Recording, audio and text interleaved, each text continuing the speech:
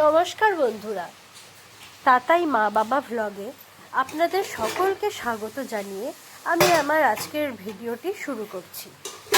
আজকে আমি ভেন্ডি দিয়ে একটা মজাদার রেসিপি বানাবো। আপনারা অনেকেই হয়তো ভেন্ডি খুব একটা পছন্দ করেন না এর পিচ্ছিল ভাবের জন্য, কিন্তু আমি যেভাবে ভেন্ডিটা আজকে বানাবো সেটা খেয়ে দেখবেন। তারপর যারা ভেন্ডি পছন্দ করে না তারাও ভেন্ডির এই রেসিপিটা বারে বারে খেতে চায়। তাহলে বন্ধুরা চলো আমি আমার রেসিপিটা শুরু করছি। আমি এখানে ভেন্ডিগুলোকে খুব ভালো মতন ধুয়ে নিয়েছি। ভেন্ডি কিন্তু কাটার পরে ধুতে হয় না, তাহলে এর থেকে পিচ্ছিল ভাব বেরিয়ে যায়। দেখুন আমি আগে ধুয়ে নিয়েছিলাম, তারপরে উপরের আর নিচের অংশটা কেটে সেরে ভেন্ডিকে দু টুকরো করে নিয়েছি। এদিকে আমি নিয়ে নিয়েছি পেঁয়াজ কুচি, কয়েক কোয়া রসুন আর গোটা লঙ্কা।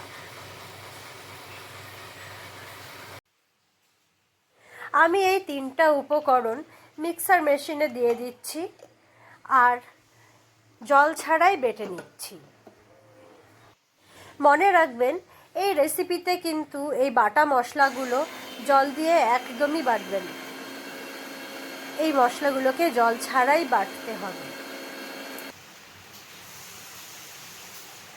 জল ছাড়া মশলা বাটা হয়ে গিয়েছে। এদিকে আমি কড়াইয়ের মধ্যে নিয়ে নিয়েছি কেটে রাখা ভেন্ডিগুলো।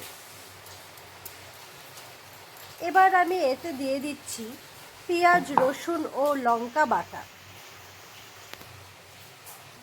বাটা মশলা দেওয়ার পর এখন আমি একে একে দিয়ে দিচ্ছি জিরে গুঁড়ো, ধনে গুঁড়ো ও হলুদ গুঁড়ো।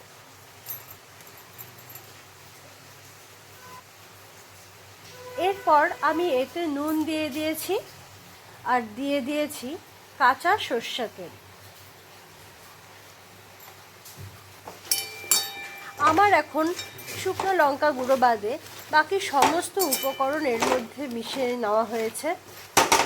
এখন আমি সমস্ত উপকরণগুলোকে হাত দিয়ে চটকে চটকে খুব ভালো মতন মেখে নিচ্ছি।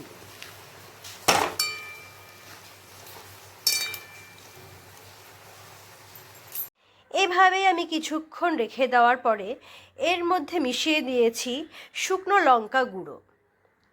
তারপর আমি গ্যাস জ্বালিয়ে নিয়েছি এবং গ্যাসকে হাই ফ্লেমে রেখে খুব ভালো মতন সমস্ত উপকরণগুলোকে আবার মিশিয়ে নিচ্ছি। দেখতেই পাচ্ছেন আমার গ্যাসের আঁচ একদম হাই ফ্লেমে আছে। আমি অন্যান্য রান্নাগুলো সিম আঁচে করতেই ভালোবাসি, কারণ তাতে আমার মনে হয় সিদ্ধটা খুব ভালো মতন হয়।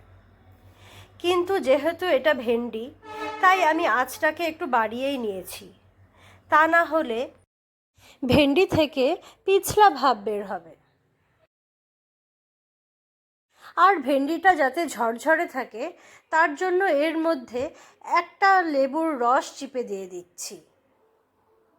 আর লেবু দেওয়াতে স্বাদটারও একটু পরিবর্তন হবে। এবার আবার খুন্তি দিয়ে সমস্ত মশলা সহ ভেন্ডিকে ভালো মতন মিশিয়ে নিচ্ছি। এইভাবেই কিছু সময় ধরে আঁচ বাড়িয়ে ভেন্ডিটাকে ভাজা ভাজা করে নিতে হবে। বন্ধুরা, আমার এই রেসিপিটি যদি আপনাদের ভালো লেগে থাকে তবে অবশ্যই লাইক, শেয়ার এবং কমেন্ট করে দিবেন। এরকম আরও নতুন নতুন ভিডিও দেখার জন্য আমার চ্যানেলটিকে সাবস্ক্রাইবও করে দেবেন।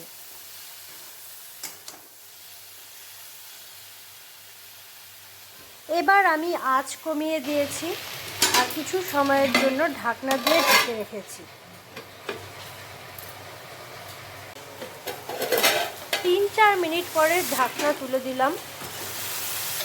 এখন আমি ভালো মতন আবার ভেন্ডিকে নেড়ে দিচ্ছি। দেখতেই পাচ্ছেন ভেন্ডিটা খুব ভালো মতন সেদ্ধ হয়ে গিয়েছে।